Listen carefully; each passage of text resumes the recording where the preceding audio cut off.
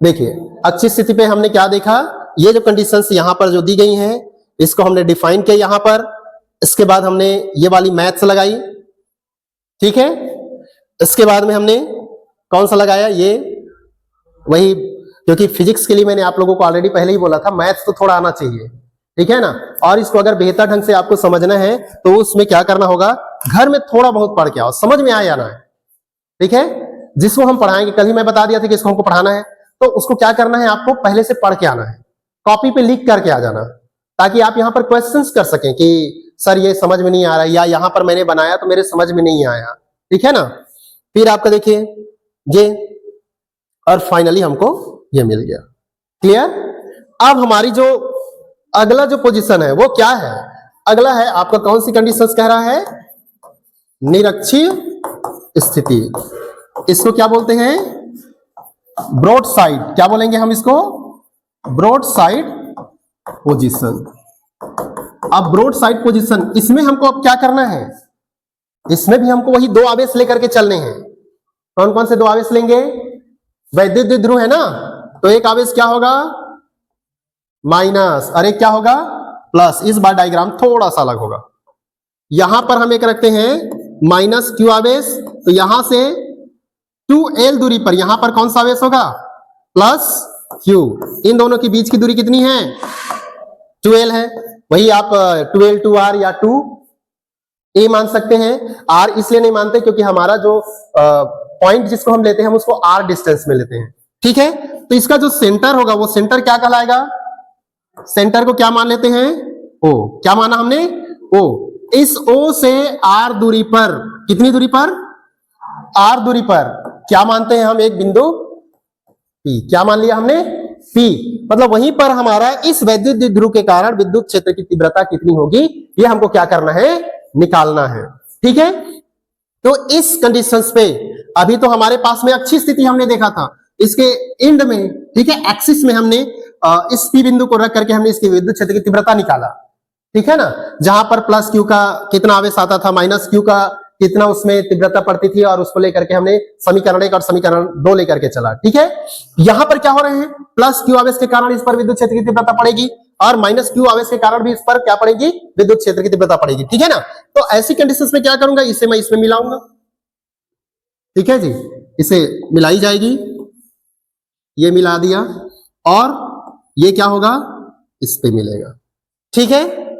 अब देखिए ये जो पॉइंट यहां पर दी गई हैं, यहां से यहां तक का डिस्टेंस क्या होगा, L, और यहां से यहां तक का डिस्टेंस क्या होगा, आधा आधा बढ़ गया ना, टोटल 2l है, तो यहां L होगा, यहां भी क्या होगा, L। अच्छा अब ये बताइए यहां का डिस्टेंस क्या होगा, यहां का डिस्टेंस कैसे निकालेंगे, त्रिकोणमिति पढ़े हो ना, त्रिकोणमिति पढ़े हो, पाइथागोरस थ्योरम। तो उसमें हम क्या लेंगे, इसे मान लेता हूं त्रिभुज A और इसे मान लेता हूं B, यहां ट्रायंगल AOP में कौन सा ये लेंगे हम, पाइथागोरस। कौन सा थ्योरम लेंगे, पाइथागोरस में। तो क्या होगा, कर्ण का वर्ग, क्या होगा, कर्ण का वर्ग बराबर क्या लेते हैं, लंब का वर्ग, प्लस क्या होगा, आधार का वर्ग, यही आएगा ना। तो ऐसी कंडीशंस में क्या हो जाएगा, AP का स्क्वायर बराबर OP का वर्ग मतलब R का वर्ग, इसकी डिस्टेंस कितना होगा, प्लस L का वर्ग। तो AP बराबर क्या हो जाएगा जी, R का स्क्वायर प्लस L का स्क्वायर, और ये किस में चला जाएगा, रूट में। अर्थात यहां से यहां तक का डिस्टेंस कितना होगा, ये डिस्टेंस कितना होगा, रूट में R का स्क्वायर प्लस क्या होगा, L का स्क्वायर। इसका भी डिस्टेंस कितना हो जाएगा, R का स्क्वायर प्लस L का स्क्वायर, ठीक है। अब यहां और क्या समझना है, हमारे समझने के लिए और क्या रह गया, तो हमारा एक समझने के लिए रह गया, आपका क्या कहता है, प्लस है, तो क्या होगा, विद्युत क्षेत्र की तीव्रता किधर जाएगी, बाहर की ओर, किधर जाएगी, बाहर की ओर जाएगी, ठीक है जी। इसको थोड़ा सा ये करना पड़ेगा, इसको छोटा सा कर देता हूं, इसे यहां लिखता हूं R square plus L square. देखिए विद्युत क्षेत्र की तीव्रता ये इधर जाएगी, बाहर की ओर जाता है ना, प्लस बाहर की ओर जाता है, और माइनस किधर आएगा, अंदर की ओर आएगा। तो ऐसी कंडीशंस पे इसको अगर मैं मान लेता हूं E1, तो ऐसी कंडीशंस पे इसको अगर मैं मान लेता हूं E1, ये क्या हो जाएगा आपका E2। तो परिणामी कहां पर आएगा? तो इसकी जो परिणामी तीव्रता होगी, E का जो वैल्यू होगा वो यहां होगा। इसको हमने 11वीं कक्षा में पढ़ा है। इसको अगर मैं ऐसा मिलाऊंगा तो ये कौन सा त्रिभुज बन गया? कौन सा त्रिभुज बन गया जी? समलंब चतुर्भुज। कौन सा बन गया? समलंब चतुर्भुज। तो ये हमारा काम आएगा। ओके, अब इतना अगर आपकी समझ में आ गया तो अब हमको इसको क्या करना है? डिफाइन करना है। क्या करना है? अपने शब्दों में लिखना है। क्या लिखेंगे? माना कि बिंदु ए बिंदु बी दो समान परिमाण और विपरीत आवेश प्लस क्यू और माइनस क्यू आवेश से मिलकर के बना है। इन दोनों के बीच की दूरी कितनी है? इन दोनों के बीच की दूरी कितनी होगी? 2l। और इनकी वैद्युत द्विध्रुव आघूर्ण कितना होगा? P बराबर 2ql। क्या बोलेंगे? 2ql। जहां पर उसकी O बिंदु से मध्य बिंदु, वैद्युत द्विध्रुव के मध्य बिंदु से r दूरी पर कोई बिंदु क्या है? P है, जहां पर हमें विद्युत क्षेत्र की तीव्रता क्या करनी है? ज्ञात करनी है। ठीक है, इसके लिए प्लस q के लिए E1 डायरेक्शन होगा और माइनस q के लिए E2 डायरेक्शन होगा, जिसकी वजह से इसकी विद्युत क्षेत्र की परिणामी तीव्रता क्या होगी? E डायरेक्शन पे होगी। ठीक है, ये जो दिया गया है और यहीं से हमारा क्या होगा? सूत्र होगा। तो उसे लिखना पड़ेगा कि क्यों जी? जो बोला उसे लिखना है, हाँ या नहीं? एकदम स्पष्ट बताओ। लिखना बोलेंगे तो जल्दी लिखूंगा। लिखें? चलिए ठीक है, क्योंकि इसको बार बार जब आप लिखोगे ना तो आपको समझ में आता जाएगा। ये हो जाएगा, यही पीला ही ठीक है। माना कि बिंदु ए व बी दो समान परिमाण के विपरीत आवेश प्लस क्यू तथा माइनस क्यू आवेश से मिलकर बना है, जिसकी बीच की दूरी कितना है? 2l है, जो एक वैद्युत द्विध्रुव की भांति कार्य करता है, जिसकी विद्युत द्विध्रुव आघूर्ण, वैद्युत द्विध्रुव आघूर्ण कितनी है जी? P बराबर 2ql है। पुनः माना वैद्युत द्विध्रुव के मध्य बिंदु O से R दूरी पर लंबवत एक बिंदु P है, जिस पर विद्युत क्षेत्र की तीव्रता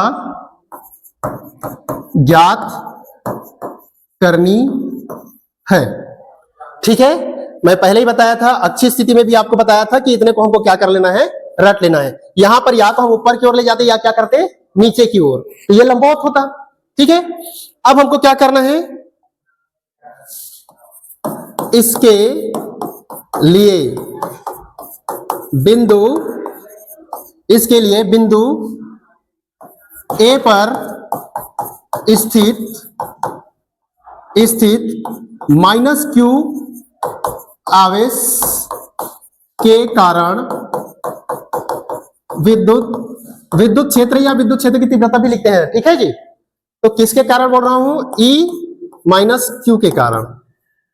ठीक है, तो E माइनस क्यू के कारण क्या होगा? क्या लिखते हैं? 1/4 पाई एप्सिलॉन 0 इंटू क्या लिखेंगे? Q। और डिस्टेंस कितना है जी? देखिए डिस्टेंस कितना है? Root R square plus L square का होल स्क्वायर लेंगे। ठीक है, तो यहां देखिए कितना हो जाएगा, root R square plus L square का होल स्क्वायर। इसको मान लेते हैं समीकरण 1। ठीक है, मैं दोबारा नहीं लिख रहा हूं, ध्यान रखना, दो बार मैं इसको नहीं लिख रहा हूं। ठीक है जी, पुनः पुनः अब किसके लिए होगा, प्लस क्यू आवेश के कारण क्या, विद्युत क्षेत्र। अब यहां पर क्या लिखूंगा, 1 अपान क्या लिखूंगा, 4 पाई एप्सिलॉन 0, फिर क्या होगा Q, इसका भी डिस्टेंस कितना होता है, R square plus L square का क्या होगा, होल स्क्वायर। यह क्या हो गया, समीकरण 2। तो दोनों पर विद्युत क्षेत्र की तीव्रता क्या पड़ रही है, समान। ठीक है, दोनों की आपका समान पड़ रहा है, तो यहां पर क्या होगा, इसके परिणामी तीव्रता, देखिए इसकी परिणामी तीव्रता यहां पर दिया गया है, क्या दिया है, देखिए क्या लिखा है, प्लस क्यू का बाहर की ओर जा रही है, माइनस क्या हो रही है, अंदर की ओर आ रही है। तो यहां पर जो आपके एंगल बन रहे हैं, यहां पर क्या होगा, थीटा कोण। ये कितना होगा, थीटा कोण। यहां पर कितना होगा, थीटा कोण, और ये कितना होगा, थीटा कोण। तो ये दोनों मिलेगा तो कितना हो जाएगा, 2 थीटा। कितना होगा, 2 थीटा। ठीक है, तो परिणामी तीव्रता E बराबर इसका होता है 2 E, या तो प्लस क्यू लीजिए या माइनस क्यू, दोनों में से कोई एक को लोगे, कोई फर्क पड़ेगा, नहीं पड़ेगा।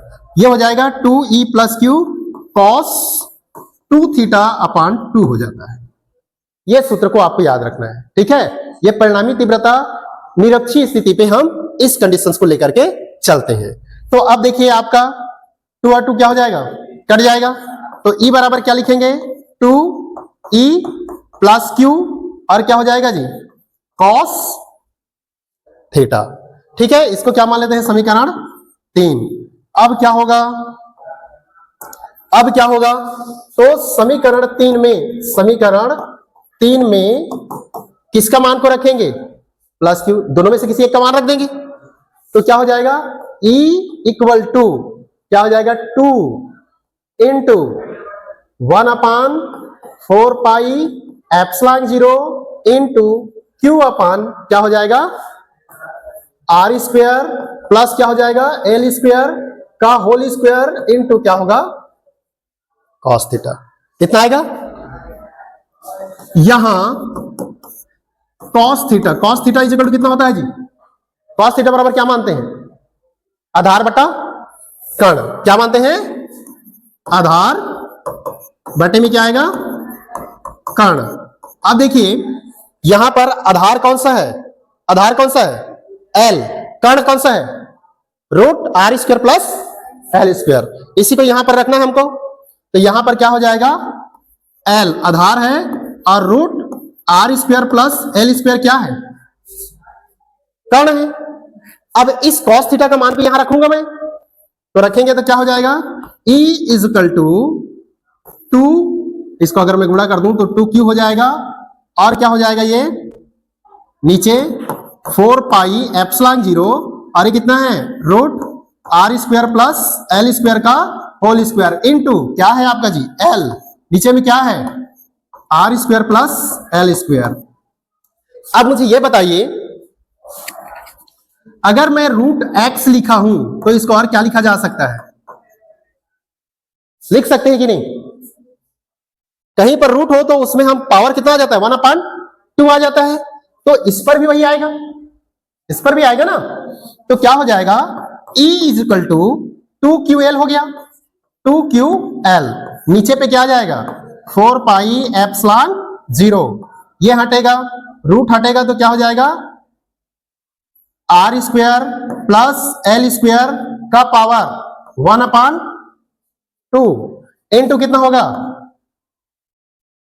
इंटू कितना हो जाएगा जी,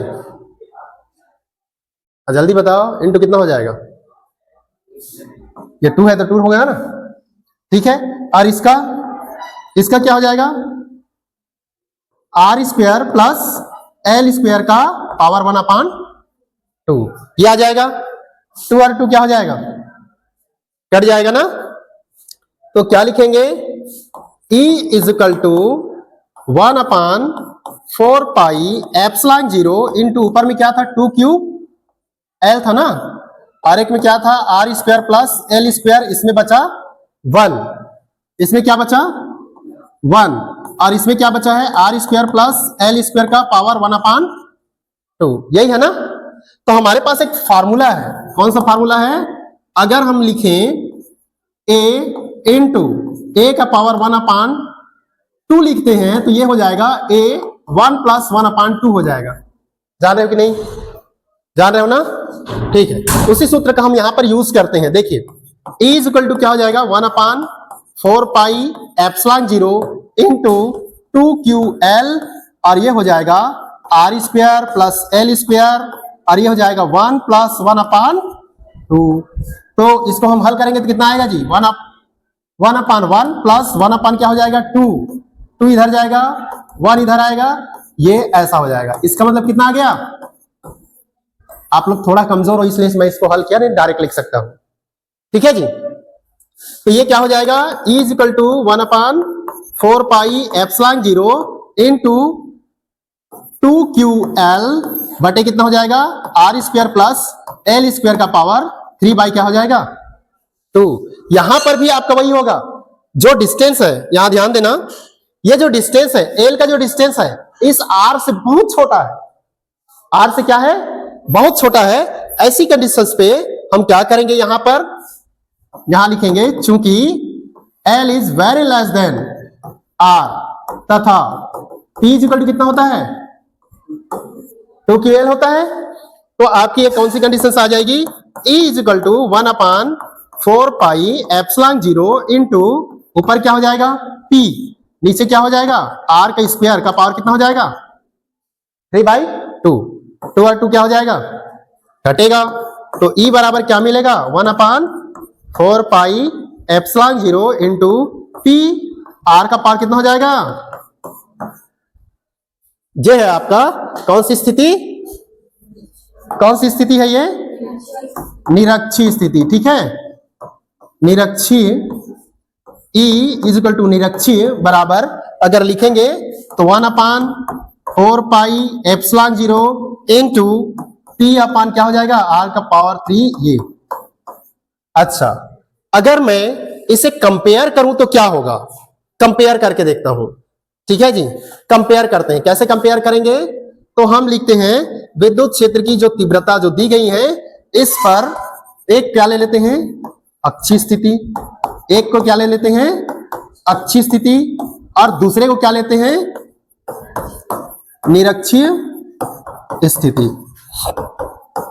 तो ऐसी कंडीशंस पे अक्षीय स्थिति में क्या था 1/4 पाई एप्सिलॉन 0 इंटू क्या था 2 पाई R का क्यूब था, यही था ना 2p था।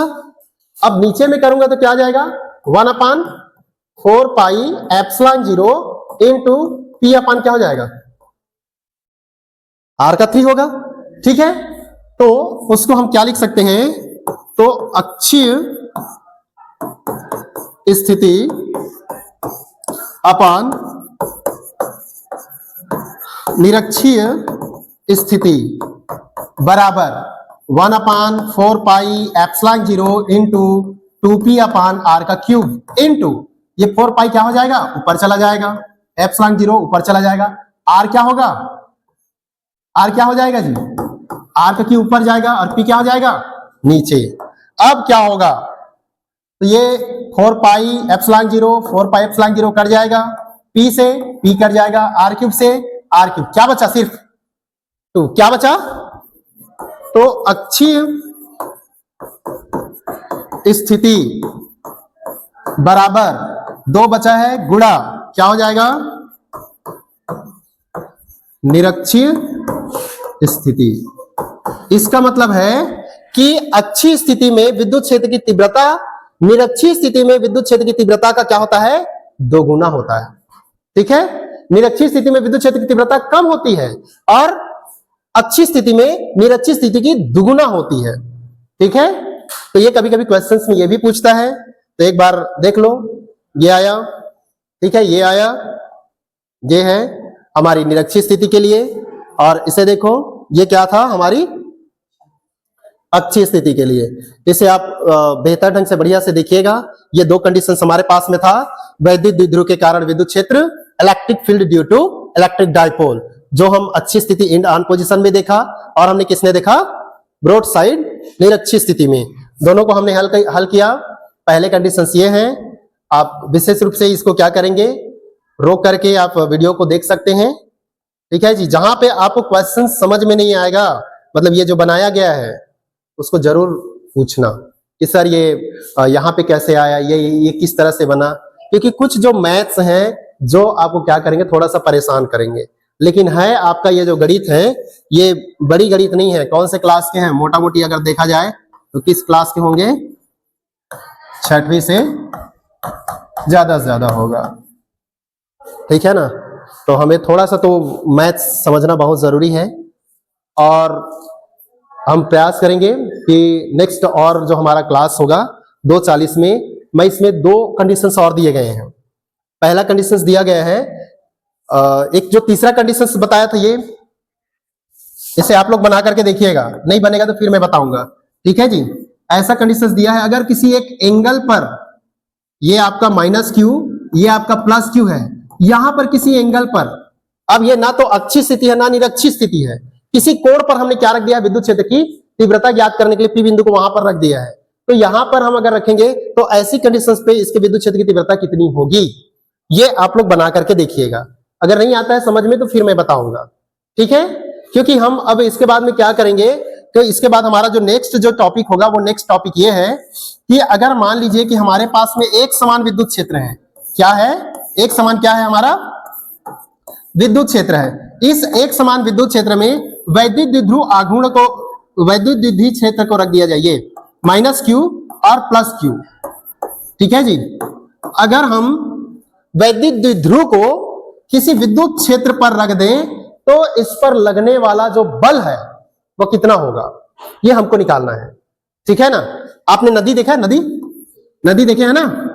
इस नदी पर अगर ये नदी की धारा है, पानी बह रही है, इसमें अगर कोई एक लकड़ी को डाल दिया जाए, कोई एक लकड़ी डाल दिया जाए, तो लकड़ी ऐसा बहना पसंद करेगा या लकड़ी ऐसा बहना पसंद करेगा, कैसा बहेगा जी।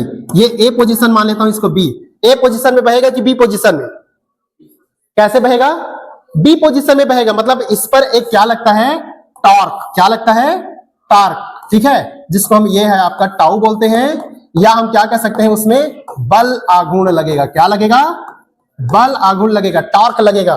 और यही बल आघूर्ण को हम पढ़ेंगे कि एक समान विद्युत क्षेत्र पर वैद्युत द्विध्रुव को रखने पर उसमें लगने वाला बल, ठीक है। कब बल ज्यादा होगा, कब बल कम होगा, यह भी निकालना है। साथ ही साथ में इसको घुमाने पर लगने वाले जो स्थितिज ऊर्जा है, क्या है आपका, स्थितिज ऊर्जा। इस स्थितिज ऊर्जा को आपको क्या करना है, समझना है, ठीक है। तो संभवतः हमने आज जो पढ़ाई किया, अच्छी स्थिति निरक्षी स्थिति, इतना टाइम अगर मिलेगा तो हमारा ये टॉपिक कंप्लीट हो जाएगा। और जब ये टॉपिक कंप्लीट होगा तब हम कहां पहुंचेंगे, विद्युत फ्लक्स में। तो संभवतः 2-3 दिन में हमको कंप्लीट करना है ना, इसलिए थोड़ा फास्ट पढ़ेंगे। आप इसको थोड़ा सा माइंड करेंगे।